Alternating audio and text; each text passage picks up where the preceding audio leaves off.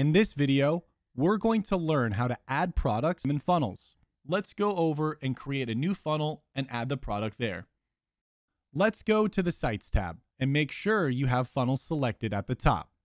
And then we're going to click on the plus new funnel button to create our new funnel.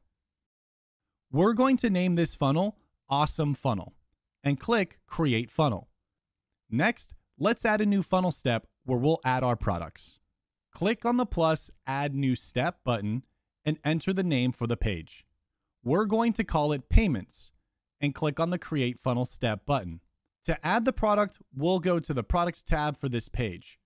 Now we'll click on the plus Add Product button, add the product name, which will be shown on the order form to the customer. For this example, we're going to name it Awesome Funnel Setup Package.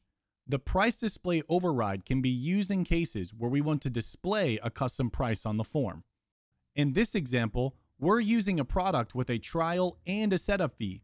So if we don't use the price display override field, the form would only show the actual subscription amount, that is $100. So we'll use the price display override field to give the price description.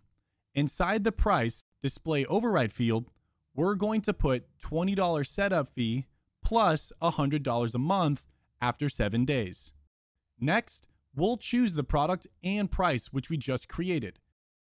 In additional options, we can enable the bump product toggle if this product is not primary and will be sold as a bump offer. Now hit save to save the product. And that's it.